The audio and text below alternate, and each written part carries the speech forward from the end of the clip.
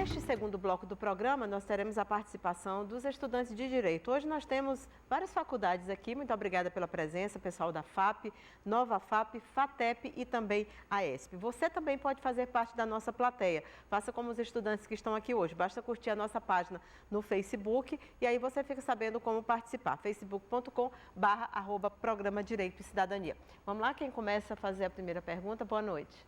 Boa noite. Bem, como foi dito aqui anteriormente, para que se haja, no caso, como punição impeachment, faz necessário que o presidente seja acusado e julgado por algum crime comum ou crime de responsabilidade. Por ser um processo bastante burocrático, não poderia acabar se tornando uma garantia da permanência dos governantes? De modo algum. Nós temos um caso de impeachment que tramitou muito rapidamente. Se surgirem esses fatos, eles forem levados ao Congresso Nacional e houver a autorização do processamento e as provas surgidas, ele é deflagrado e o procedimento é célere, inclusive. Não vejo nenhum risco.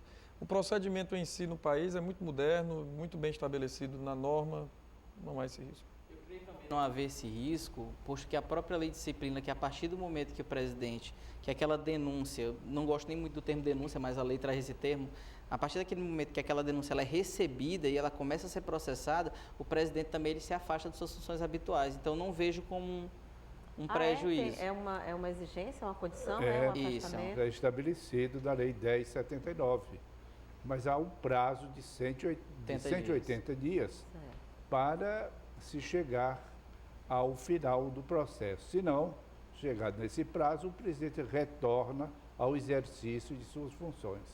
Mas a questão não é essa. A questão principal, nós temos inspiração no direito penal. É preciso que haja um fato que encontre subsunção nos diversos tipos de crimes funcionais que estão nessa lei do impeachment. Se não houver um fato capaz de se revestir, não é, de todos os elementos constantes do tipo penal político, não se pode instaurar o processo de impeachment. A garantia que tem para o presidente da República é a mesma que tem qualquer cidadão acusado de um delito. É preciso que a conduta dele seja típica, ou seja, reúna em sua manifestação concreta os elementos descritos do tipo que se quer enquadrar a conduta, não é? Então... Eu acho que, me permita uma pequena intervenção, apenas para lembrar que muitas vezes o cidadão que vai às ruas não tem o conhecimento, e é fundamental que saiba, se eventualmente a Presidente da República perder o seu cargo em virtude de um processo de impeachment, assume a presidência do país o seu vice-presidente. Então, muitas vezes a pessoa também não tem essa noção. Então, nós não podemos tratar o impeachment como uma questão política. É preciso realmente que ele seja tratado tecnicamente e dentro da mais absoluta legalidade. Mas dentro da política, é preciso que a sociedade saiba que o substituto legal da Presidente da República, caso venha a sofrer o impeachment e perder o seu mandato em virtude disso, assumirá o seu vice-presidente, presidente Michel. Sai uma pesquisa impressionante. Seria trocar Dilma pelo Temer. Pelo Temer. E se o Temer tiver impedido qualquer situação... o Renan. Não, ainda não. O presidente da Câmara dos Deputados. Da Congresso, Câmara dos Deputados. Que assumiria a presidência da República. Ou troca. Aí ou escolha difícil. Agora, impressionante, uma pesquisa na semana passada mostrando que mais de 60% dos brasileiros não sabem quem é o vice. Não, dos brasileiros não, dos manifestantes, das pessoas que estavam... E pensam que no caso de um impeachment haveria novas eleições. Ou seja, o que mais uma vez configura uma insatisfação com o resultado das eleições, né? Fica muito claro isso. Vamos lá para a próxima. Boa noite. Boa noite. Eu sou Tiago. Um presidente da República, ele pode ser processado por culpa ou somente por dolo? É interessante sua pergunta, porque nos remete à questão da própria natureza da culpa. Para não ser muito, não ficar muito exaustivo, vamos trabalhar da seguinte maneira. Dentro do nosso ordenamento jurídico hoje, nós preconizamos a questão da objetividade, certo? E essa objetividade no sentido de quê? No sentido mais puro de que aquele que causa qualquer dano, né, tem o dever de indenizar. Isso não no âmbito penal, logicamente, mas quando nós ampliamos esse conceito, nós vamos ver que o presidente da República ele vai responder por quê? Por crimes de responsabilidade ou crime comum, certo? Os crimes comuns seriam todos os outros, menos os crimes de responsabilidade, tudo que está tipificado, certo? Se houver algum tipo de culpa, algum crime tipificado com um tom de culpa, ela poderia responder por essa culpa. Mas eu não entendo mais culpa no sentido jurídico, não no sentido de culpa de, ela teve uma participação. Não. O foco maior é haver a apuração dos fatos e verificar se ela teve a responsabilidade naquele crime ou não. Agora, essa responsabilidade ela pode ser até mesmo de conivência, dependendo do tipo penal. Certo? Ou dependendo do crime de responsabilidade, que aí tem a lei própria. Mas tem que ser nessa gestão. Por exemplo, tem que ser nessa gestão. Um eventual envolvimento naquela refinaria de Passadina. Foi quando ela era chefe da Casa Civil. Então, nada a ver isso agora, né? Eu acho que a indagação, me permita o colega, a indagação do estudante era falando em culpa stricto sensu. Ou culpa stricto sensu ou dolo. Nas 65 hipóteses de crime funcional ou de crime de responsabilidade, não há nenhuma figura culposa, de culpa stricto sensu. Todas as figuras são dolosas, seja dos crimes contra a existência da União, seja de crimes contra o livre exercício dos poderes constitucionais, ou qualquer dos delitos, crimes contra o exercício dos direitos políticos, individuais ou sociais. Só há delito de responsabilidade sob a forma dolosa. É preciso, então, que haja um querer, uma intenção, uma vontade explícita da Presidente da República contra a legalidade democrática, especialmente ofendendo esses bens jurídicos, que são bens jurídicos importantíssimos. Afinal de contas, veja, elege-se um presidente da República num processo difícil, num processo custoso, a nação se manifesta democraticamente, se elege. Mais adiante, por qualquer dá cá aquela palha, se quer retirar o presidente da República do poder.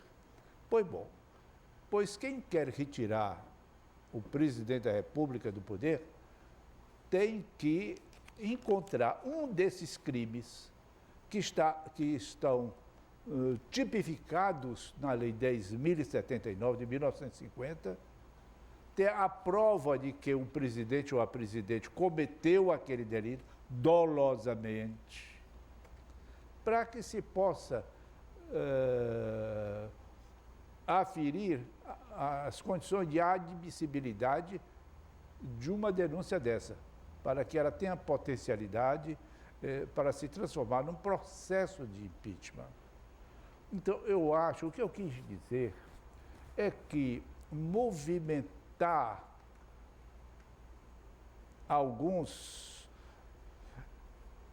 pessoas na rua com essa bandeira de impeachment, me parece uma grande irresponsabilidade. Porque aqueles que desejam essa solução, que, do meu entender, é uma solução de quebra realmente da legalidade, precisariam de explicar, olha, a presidente cometeu esse delito bem aqui. Não é? Um desses 65 delitos. Ela cometeu isso e as provas são essas. Para que o movimento de rua não fosse um movimento cego, um oba-oba de rua. Ora, a pessoa está satisfeita com o preço da gasolina? Não, então eu vou lá, impeachment de Dilma. Eu não estou satisfeito com o preço da gasolina. Né, o processo totalmente, porque então seria necessário mas a gente observa que os líderes explicassem isto ao povo. Mas apesar do tema impeachment estar posto nas ruas, nestas manifestações populares, nós temos muitas outras que não podem ser ignoradas. Então, na verdade, há uma insatisfação grave no país e com motivos, né? A sociedade tem motivos, sim, para reclamar. É o que eu digo, a manifestação é livre, nós vivemos numa democracia, este é um preço a se pagar. Cada um pode ir para a rua com um cartaz que achar que convém. Nós temos hoje, isso sim eu considero muito mais grave, grupos, felizmente minoria, grande minoria, mas pleiteando o retorno dos militares. Eu penso que essas pessoas não sabem o que estão falando, porque eu, apesar de ser jovem ainda e não ter vivido o período militar, mas procurei me inteirar e a gente estuda a história do Brasil e vê, não só a história do Brasil, mas todos os países que passaram por regimes totalitários, nós vamos perceber que é algo absurdo, impensável. Mesmo assim, existem pessoas que, em virtude da democracia, livremente vão lá fazer um pleito estarrecedor como esse. Não sei se eu me fiz entender.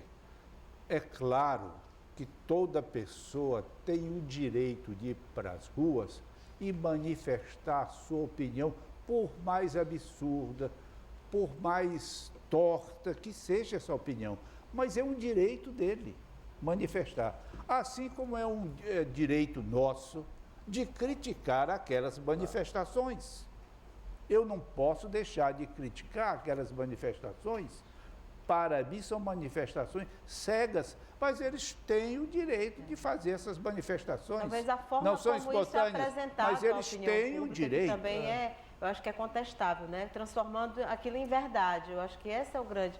Porque, como o doutor Norberto falou, assim como tem gente pedindo a volta da ditadura, tem gente pedindo impeachment, tem gente pedindo as coisas mais estranhas possíveis. Mas tudo isso é colocado como se fosse uma verdade absoluta do país. Eu acho que essa é a dúvida, o questionamento que se faz nesse momento. E isso é colocado como se fosse real. Olha, mas uma coisa é certa, quero precisamos só um minutinho, valorizar esse momento para o amadurecimento do país. Muito bem, eu estou de acordo. O país vai resistir a esse momento, mas eu quero lhe dizer que, analisando a situação, na realidade, o país não vive uma crise profunda, uma crise estrutural. Todos os poderes estão funcionando normalmente. Vamos fazer o seguinte, deixa eu permitir mais uma pergunta aqui. Queria só colocar uma parte aqui também, que é interessante e que o que está sendo abordado até pelos meus dois colegas aqui, o professor Jurandir Porto, o doutor Humberto Campelo aqui, é que muitas vezes se coloca que essa sociedade está sendo insuflada e isso está sendo repetido, como você mesmo colocou, pode passar a ser uma verdade ou não. Mas hoje no Brasil nós temos um desenvolvimento hoje de mídias sociais muito grande, não é verdade? Então esse desenvolvimento de mídia social, eu não posso garantir que esse arranque teve origem com A, B ou C, ou se ele foi insuflado, certo? Mas logo após esse start, esse início, nós já tivemos o quê? Nós já tivemos um volume muito grande de troca de informação por meio dessas redes sociais. Então assim, tomando-se ou não tomando-se esse processo como verdadeiro, certo? Como legítimo ou não, aí eu coloco, talvez não funcione para agariar provas, mas como o doutor Norberto colocou, né? Funciona como expressão da democracia, certo? O que é que está ocorrendo? As pessoas estão se manifestando e aquilo está produzindo uma opinião, certo?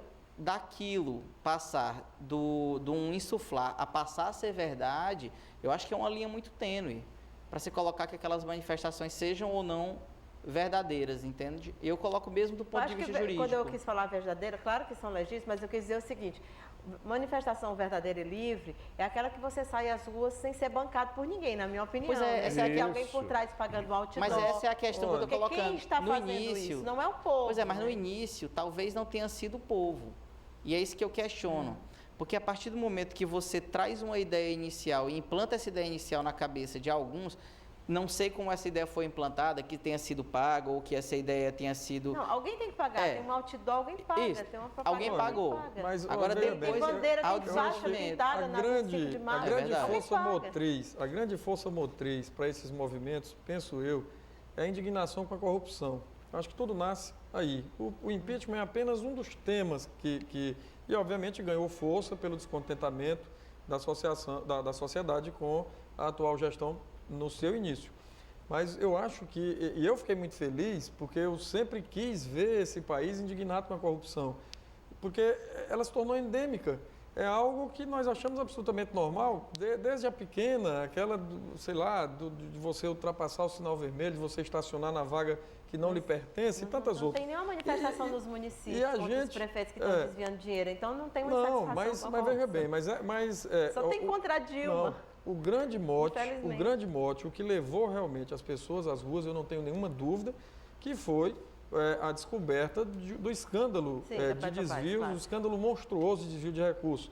E isso é bom para o país, que a sociedade se mostre indignada e aprenda que ela própria também tem que participar desse processo, evitando praticar atos de corrupção, por menores que sejam. A gente tem tempo só para mais uma pergunta nesse bloco, mas depois a gente faz no outro e a resposta tem que ser bem objetiva, tá? Boa noite. Boa Meu nome é noite. Augusto César. Apesar da repulsa que se tem à questão da intervenção militar, os defensores do Estado Democrático de Direito, eu me incluo neste rol, eu gostaria de saber se há algum embasamento fático, jurídico, para uma intervenção militar na situação em que vivemos atualmente. Aí eu vou te responder, meu filho. Jamais haverá. Eu vou te responder porque eu vivi a época da ditadura. No último ano da Faculdade de Direito, eu terminei em 1965, já vi militares invadindo a Faculdade de Direito, prendendo estudantes na Faculdade de Direito. Eu vi pessoas presas nunca mais aparecerem. No Ceará, no município de Maranguape, houve um campo de concentração onde se assassinavam presos políticos. O país não cresceu nesse período. Intervenção militar é quebra ostensiva da legalidade democrática. Que nunca mais aconteça. É força. No nosso país, E que em país isso algum. Nunca mais aconteça. Nós, brasileiros, lamentavelmente, não estudamos história. Se você perguntar a um menino de 10 anos de idade na França sobre a história do seu país, ele discorre sobre a história do seu país. Mas veja lá, na sua pergunta, você não tem uma noção do que aconteceu na época da ditadura, do retrocesso, eliminação de pessoas. Você não poder dizer o que não pensa, poder o que falar, o medo de dizer alguma Algo coisa, o medo de terrível. ser preso e nunca mais a sua família lhe ver. Seria um inferno na Terra. Eu não Gente, gostaria temos de que ir viver para o esse intervalo. Então, nem E pense nisto. Depois a gente fala Você sobre é um isso. estudante de direito. E tem uma coisa que é só olhar no Google. Gente, militar não ouve voz de rua, não. Não vai atender vocês porque estão pedindo, não. Eles não fazem nada por causa do povo, né? Isso é coisa sem sentido. Você ir para as ruas pedir intervenção militar. Surge nos quartéis. Não é da rua para dentro. Que Deus nos livre desse mal. Vamos para o intervalo, a gente volta já.